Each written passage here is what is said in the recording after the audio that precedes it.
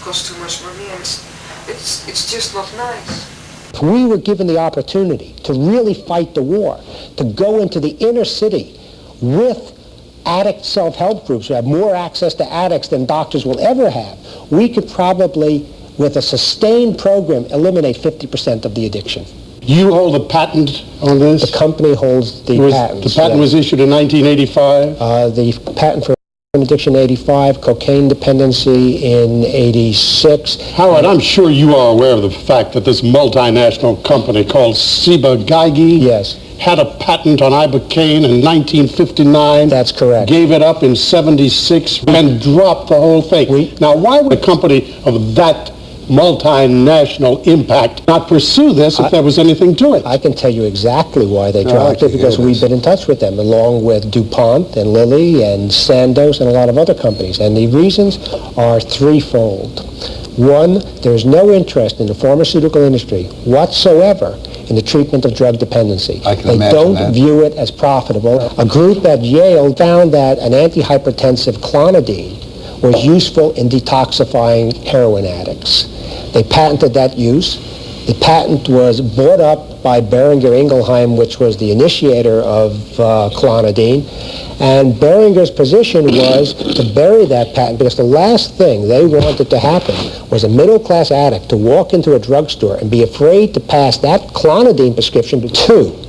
The pharmaceutical industry is no longer interested in the development of natural products. Those are products whose molecules are found in nature, because they cannot own that molecule. Three, Ibogaine is a Schedule I drug, which means it takes 3 to 6 months to move it around the country. It's like LSD in the eyes of the DEA. I got to find out about this stuff. It's the bark of a root, and it grows in Africa, and you take this and you give it to people, and they immediately say, whoopee, I am through with all addiction. Not before they chip out. Oh, Not at all. Why does the DEA consider this a hallucinogenic drug? It's like LSD, isn't it? No, it was actually a miscategorization.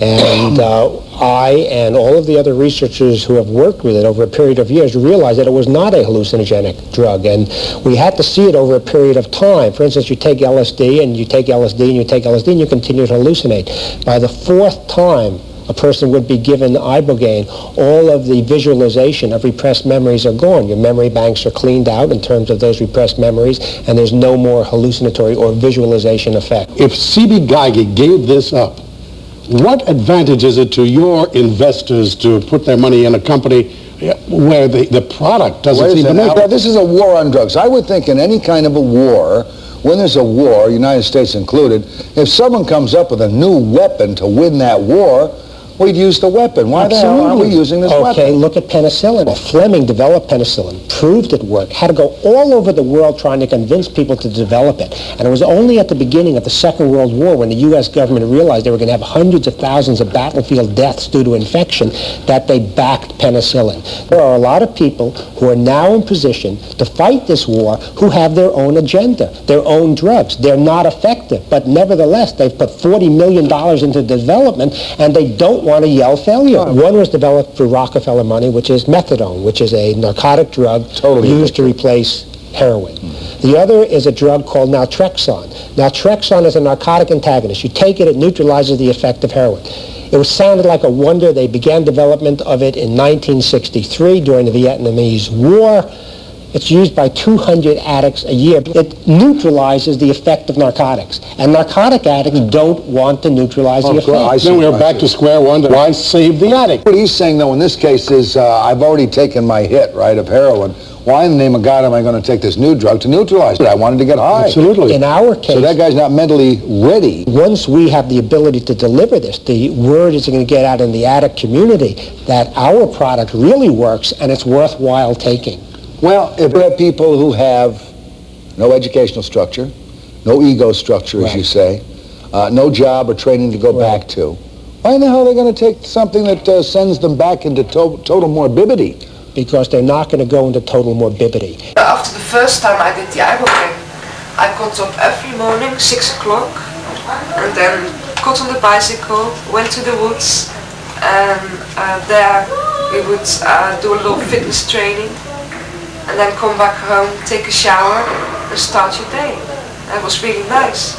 So I'll just have to get back to,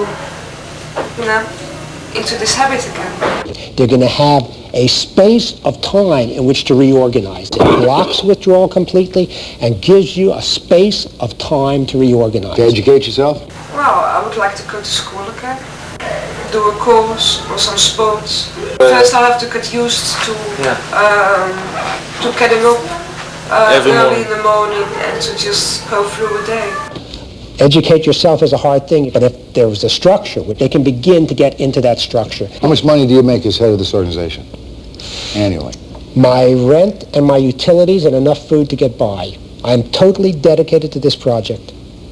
Then I have to say the man is dedicated, and it's about time that the Medical Association, if they can't support it, at least take the roadblocks out of the way of the gentleman. Agree totally. And try to do something for people who do want to help themselves. I have to move. I have to do all these things. Because I've been on heroin for such a long time, you're not used to that anymore. I know that I have a possibility to get clean again, but in order to stay clean, I'll have to move. I'll have to act up. And if I don't, then I'll just slip back into using again. More and above all, we love you. Thank you. Nelson Mandela completing his second speech of the day, second speech on American soil, saying he was encouraged by the support of youth, and he said he cut his age down by 25 years as he stood there looking out at the exuberant crowd. 25 years, that's 2 years less than he spent in prison in South Africa after his arrest for operating with the military wing of the African National Congress. There is a common thread and a common humanity that we all share. My brother, I have spent 19 years in prison in the United States for my political beliefs. And you, sir, you were the symbol that helped sustain me and other African American political prisoners. I say to you, brother, we love you and we will not give up the fight.